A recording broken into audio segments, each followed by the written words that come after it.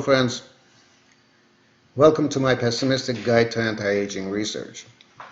From the first episode, we learned that specific diseases are just interchangeable messengers of global aging.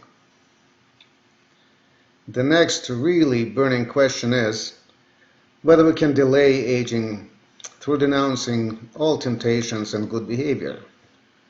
Can we expect tangible results from exercise, diet, youthful mindset, or perhaps prayer? The optimistic answer is yes, we can. The pessimistic or honest answer is yes, we can, but to a very limited degree. As far as rock-solid evidence is concerned, only exercise and caloric restriction are proven to have life-extending effects in large-scale epidemiological studies involving hundreds of thousands of individuals. Let's talk about exercise first. Physical activity is clearly a prerequisite for supporting general health. Most of our energy is used for maintenance of our bodies. Our heart needs to pump blood, our lungs need to expand, our cells need to go through the routine business of life, which involves thousands of biochemical reactions, etc. Physical activity accounts for only about 30–40% of total energy expenditure of a moderately active human being. The second edition of Physical Activity Guidelines for Americans, issued by the U.S. Department of Health and Human Services, states, among other things, that for substantial health benefits, adults should do up to 300 minutes a week of moderate intensity or up to 150 minutes a week of vigorous intensity aerobic physical activity, or an equivalent combination. Preferably, aerobic activity should be spread throughout the week. Experiments on mice showed that physical activity gave mice the benefit of delaying frailty, although it did not significantly extend their lifespan. However, a large epidemiological study involving 661,000 individuals has shown that a physical activity less than recommended was associated with a 20% reduction in mortality risk compared to complete inactivity. A physical activity at recommended minimum was associated with a 31% reduction in mortality risk. A physical activity 3 to 5 times above recommended minimum was associated with a 39% reduction in mortality risk. A similarly large study has found that a physical activity equivalent to brisk walking for up to 75 minutes a week was associated with a gain of 1.8 years in life expectancy. Higher levels of physical activity, equivalent to brisk walking for 450 plus minutes a week, were associated with a gain of 4.5 years. Now let's move to dieting. First of all, the current fitness craze is a relatively new phenomenon. It appeared during recent few decades of general food abundance in developed countries. In medieval times, of course, food was not abundant. The comfortable belly was an indication of constant food supply and therefore wealth and power. Not surprisingly, belly has become an important component of physical beauty at the time. For example, 3 Graces of Rubens would be considered decidedly overweight by our modern standards, and probably even shamed for showing off their cellulites. The beautiful ladies in Botticelli's Spring are somewhat less endowed, but still their tummies are evident. These beauty standards were in force right up to the 20th century, as you can see from the pictures of a famous actress Lillian Russell, who was recognized as an etalon of feminine beauty back then. It is a pity that these standards did not survive till now, especially considering that the majority of Americans are overweight.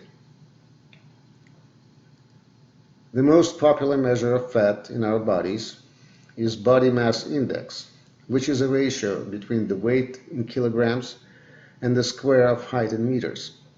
BMI below 18.5 is interpreted as underweight, below 25 as normal, below 30 as overweight, and 30 and higher as obese. In several southern states, including my own, Arkansas, more than a third of the populace is obese. Actually, the rest of the country is not far behind, with not a single state with the fraction of obese people less than 20%. Several studies have shown that obesity accelerates aging and shortens lifespan and health span. The counter-movement against obesity was inspired by multiple experiments that showed that caloric restriction can extend the lifespan of mice by as much as 50%. Caloric restriction also delayed development of many age-related diseases, including, but not limited to, cancer, diabetes, cardiovascular diseases, and Parkinson's. One of the modern examples of such movement is the caloric restriction with optimal nutrition, or so-called CRON. Members of this movement are determined to extend their lifespan and health span through dieting.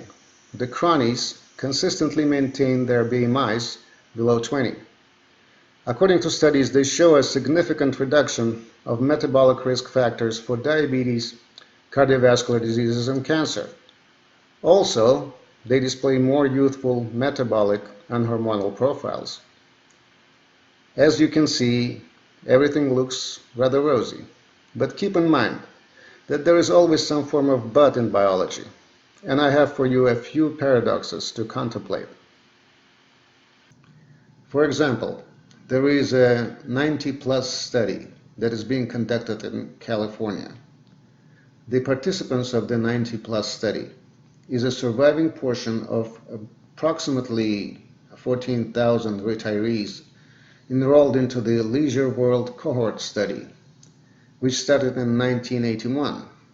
The study monitors about 1,600 elderly participants since 2003. And it already produced several observations, some of which are contrary to conventional wisdom. One of them is that people who were overweight in their 70s lived longer than normal or underweight people did. Another paradox to contemplate is the existence of so-called obesity paradox.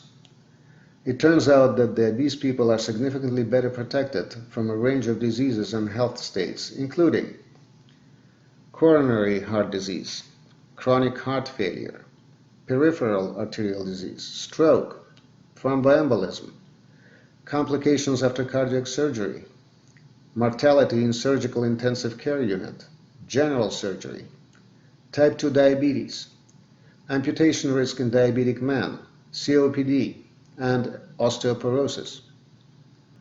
Our fat deposits at the advanced age seem to function as a wad of cash under the mattress to be used in emergency. And the process of aging is associated with all kinds of health troubles and emergencies all the time. This suggests that cronies, despite their youthful metabolic and hormonal profiles, are potentially vulnerable to premature death due to, paradoxically, absence of sufficient deposits of fat. It also reminds me of the definition of virtue by Aristotle. He said that the vices respectively fall short of or exceed what is right in both passions and actions, while virtue both finds and chooses that which is intermediate. Finally, the analysis of multiple studies involving 900,000 adults has shown that in both sexes, mortality was lowest at BMI between 22.5 and 25. Increase of BMI by 5 was on average associated with about 30% higher overall mortality. Below 22.5, BMI was associated inversely with overall mortality, mainly because of strong inverse associations with respiratory disease and lung cancer. My BMI is 23, and although I'm better off than many of my peers, especially in the United States of America, I do not feel terribly happy because my waistline is not as perfect as it used to be. But, despite my aesthetic misgivings, my BMI seems to be within a sweet spot. So, at this point I feel justified to arrive to two primary conclusions. First, black and white perception is not really a productive approach to interpreting complex biological phenomena, including accumulation and the biological role of fat. And second, it seems that combined effect of caloric restriction and physical exercise in humans has a potential to extend lifespan and health span by no more than 10 years. Now let's move to the no we can't portion, which boils down to a familiar question of the relative importance of nurture in nature. In this particular case, nurture seems to have a rather limited say. Let's talk about centenarians, individuals who manage to live to 100. Centenarians are a very peculiar group, heavily dominated by women. It becomes even worse with supercentenarians, those few who manage to live past 110 mark. Only 5% of supercentenarians are male, but the most surprising feature of centenarians is that they do not show any lifestyle patterns consistent with our current ideas of healthy lifestyle. This is Dr. Nir Barzilai. His name goes with a mouthful of titles. The founding director of the Institute for Aging Research, the Nathan Schuck Center of Excellence in the Basic Biology of Aging, and the Paul Glenn Center for the Biology of Human Aging Research at Albert Einstein College of Medicine of Yeshiva University. He dedicated several decades to studying mechanisms responsible for the exceptional longevity. One of his principal observations is, I quote, "There is no pattern. The usual recommendations for a healthy life, not smoking, not drinking, plenty of exercise, a well-balanced diet, keeping your weight down, they apply to us, average people, but not to them. Centenarians are in class of their own." To illustrate this statement, here is Jean Calment, the longest-lived human being on record, who died at the age of 122.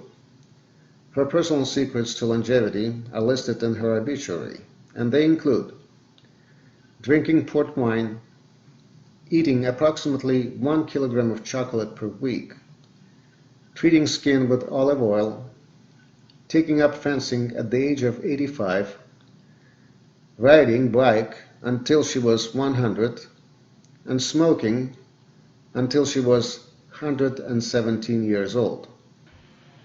At this point, I was tempted to do something radical, like, I don't know, lighting a cigarette. Anyway, from the available data, I can make the following conclusions. A. We can expect to live to almost 80 years of age in the United States of America. B. A combination of caloric restriction and exercise can potentially extend our lifespan by no more than 10 years. C. No matter how hard we try, these measures are not sufficient to make us centenarians, unless it is allowed by favorable variations in our individual designs. D. 120 years is an absolute limit of longevity for any human being.